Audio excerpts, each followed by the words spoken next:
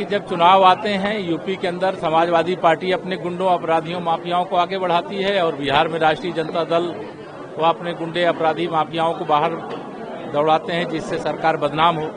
लेकिन जो गुंडागर्दी करेगा, जो अपराध करेगा, जो माफियागिरी करेगा, उसकी खैर नहीं है। जहां एनडीए की भाजपा की सरकार है और उनके खिलाफ कार्रवाई हो रही, वो सब पकड़े जा रहे हैं।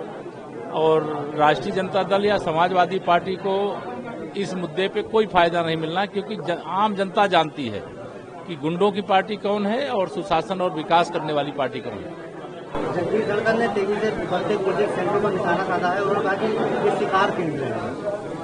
देखिए, क्या विषय को लेकर के उन्होंने बोला है मैं नहीं जानता हूं, लेकिन कोचिंग सेंटर तो बहुत सारे चल रहे हैं, इसमें कोई दो राय नहीं है।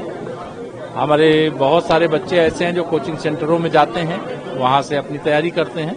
लेकिन अगर धनखड़ जी ने कुछ कहा है तो उस पर मेरी ओर से कोई टिप्पणी नहीं। कांवड़ यात्रा लगातार शुरू है और इसको लेकर के तमाम जो है, ये भारत है, तीर्थ स्थलों का देश है।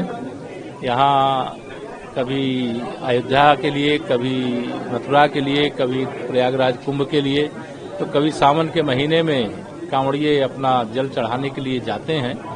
और हमारे देश में, प्रदेश में जहाँ भाजपा है वहाँ कांवड़ियों का, भक्तों का स्वागत है, पुष्प वर्षा है, उनकी सुरक्षा है और कोई गड़बड़ी न होने पावे किसी कार्यक्रम में, इसकी लगातार चिंता की जाती है।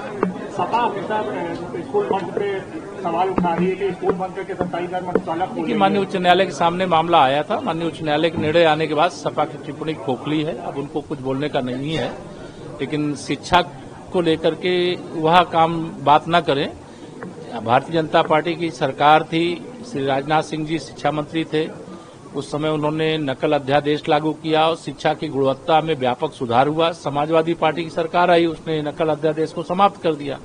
तो वो शिक्षा के प्रति गंभीर लोग नहीं है, वो अपराध के प्रति, माफियाओं के प्रति, अपराधियों के प्रति गंभीर है। प्रमोद तिवारी कांग्रेस नेता है, बिहार चुनाव पर उन्होंने बोला है भाजपा जब भी चुनाव हारती तो ईडी और इनको आगे करती है, सीबीआई।